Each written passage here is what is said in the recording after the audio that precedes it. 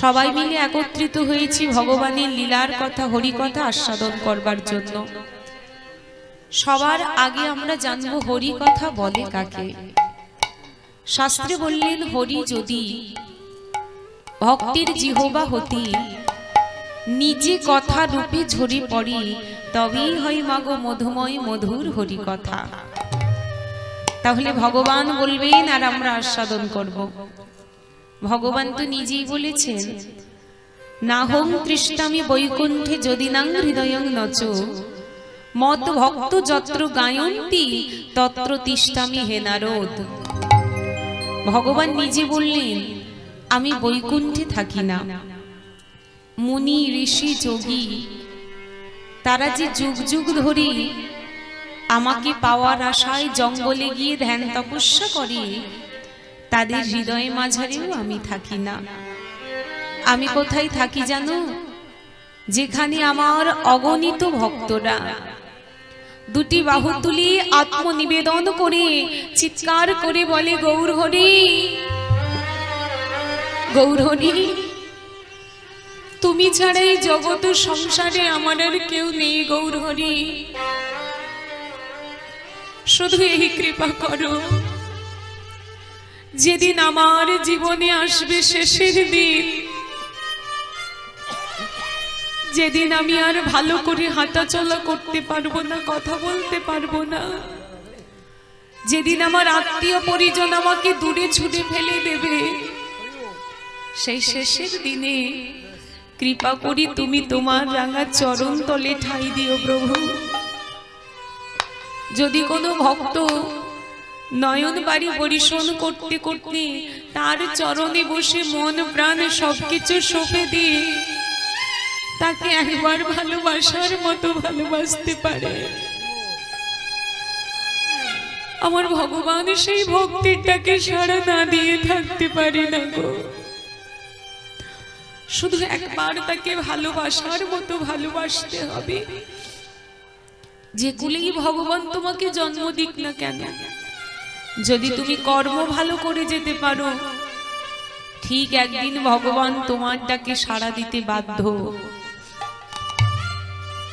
ত্রেতা যুগে রাম অবতার কালে চণ্ডালীর ঘরের মেয়ে শবরী, সেই শবরীকে প্রভু রামচন্দ্র কৃপা করেছিল। যে শবরী মাত্র 5 বৎসর বয়সে তার নিজের বাবা মাকে হারিয়ে ফেলেছিল। মায়েরা একটু অনুভব করুন, 5 বৎসর বয়স মানে কতটা মেয়ে? মা বাচ্চা মেয়ে, ছোট্ট মেয়ে। ওই বয়সে কিন্তু ওই মেয়েটার বাবা মায়ের কোলে বসে আদর পাওয়ার কথা, তাই না? সেই সময় শবরীর বাবা মা মারা গেল। যখন শবরীর বাবা মা তাকে ছেড়ে চলে গেল, ওই ছোট্ট শবরী কাঁদতে কাঁদতে বলেছিল প্রভু গো, এতদিন পর্যন্ত আমি জানতাম জগতে কেউ আমাদের আপন না হলেও আমার বাবা মা আমার আপন, কিন্তু আজকে জানলাম প্রভু আমার বাবা মাও আমার আপন নয়। আমার বাবা মা যদি আমার আপন হতো তাহলে ছোট্টবেলায় তারা কোনোদিন আমাকে ছেড়ে চলে যেতে পারতো না। প্রভু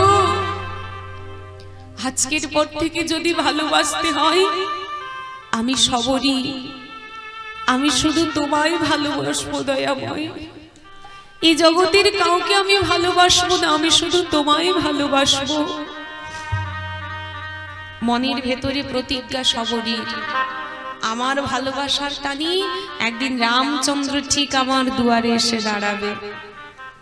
আর এদিকে প্রভু রামচন্দ্র সীতামাকে হারিয়ে ফেলেছে, সারা জঙ্গলময় হাসিটা হাসিটা বলে কাঁদছে। আর শবরী তার বার্ধক্যকাল এসে গেল, জঙ্গলের ভেতরে একটা পাতার কুঁড়ে ঘরে সে একাকী বাস করে। মা যখন বৃদ্ধ হয়ে গেল তবু রামের দেখা পেল না।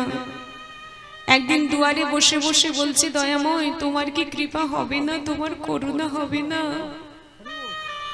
যখন কাঁদছে প্রভু রামচন্দ্র জঙ্গলে সীতামাকে হারিয়ে সীতাকে খুঁজতে খুঁজতে একদিন এসে দাঁড়ালো ওই শবরীর দুয়ারে। মায়েরা একটু ভেবে দেখুন, কাউকে আপনি বাল্যকাল থেকে খুব ভালোবাসেন, আপনি চান মৃত্যুর আগের মুহূর্তে হলেও একটা পলকের জন্য সেই মানুষটাকে নয়ন ভরে দেখতে।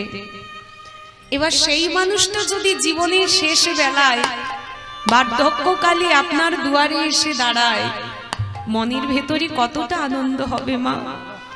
যখনই সবরই দেখতে পেয়েছি রামচন্দ্র দুয়ারে দাঁড়িয়ে আছে, পাগলের মতো ছুটে গিয়ে প্রভুর রাঙা চরণ দুটি জড়িয়ে ধরেছে। দয়াময় এসেছো কৃপাময়, কৃপা করে আমার এই মাটির বারান্দায় একটু তোমার চরণ ধুলা দাও, একটু বসো। রামচন্দ্রকে মাটির বারান্দায় বসিয়ে দিয়ে মনে মনে ভাবছে, ভগবান যখন এসেছে তাকে তো একটু সেবা দিতে হবে, কিন্তু আমি তো কাঙালে সেবা দেব কি? দেখবেন মা, ভগবান যাকে মনটা ভালো দেয় তাকে কিন্তু দেওয়ার মতো কিছু দেয় না, সম্পত্তিতে ভরিয়ে দেয় না, মনটা যার ভালো দেয়। আবার যার মনটা খারাপ দেয় তাকে কিন্তু অনেক কিছু দিয়ে ভরিয়ে দেয়। সবরই দেওয়ার মতো কিছু নেই। এক পা দুপা করে জঙ্গলের ভেতরে গিয়ে কি করলেন, কিছু পাকা কুল পেড়ে খেয়ে খেয়ে দেখে সেই এঁঠো কুলগুলো নিজের ওড়নার মধ্যে করে বেঁধে এনে প্রভুর সামনে একটা একটা করে বের করছে আর বলছে, প্রভু তুমি কৃপা করে সেবা করো। রামচন্দ্র এতটাই দয়ালু, এতটাই কৃপাময়, ওই চন্দালের ঘরের মেয়ে সবরই তার এঁঠো কুলটা আনন্দিত হয়ে সেবা করছে। লক্ষণ এসে বলেছিল, দাদা তুমি যে সূর্য বংশের রাজা, তোমার একটা সম্মান আছে, তুমি চন্দালের ঘরের মেয়ে তার এঁঠো কুলটা সেবা করে নিচ্ছ, তোমার তো জাত চলে যাচ্ছে। হাত থেকে কেড়ে নিয়ে লক্ষণ দূরে ছুঁড়ে ফেলে দিয়েছে। আর যখনই লক্ষণ দূরে ছুঁড়ে ফেলে দিয়েছে, ওই সবরই হৃদয়ে ব্যথা পেল। আর ভক্ত যদি হৃদয়ে ব্যথা পায়, আপনারা জানেন ভগবানও তাকে ক্ষমা করতে পারে না। সবরই সেদিন কাঁদতে কাঁদতে বলেছিল, লক্ষণ যে কুল তুমি আজকে অবজ্ঞা করে দূরে ছুঁড়ে ফেললে, আমি সবরই হয়ে তোমায় অভিশাপ দিচ্ছি, চন্দালের ঘরের মেয়ে হয়ে। যে কুল তুমি দূরে ছুঁড়ে ফেললে, এই কুল না হলে তুমি নিজের প্রাণটা ফিরে পাবে না, পাবে না, পাবে না।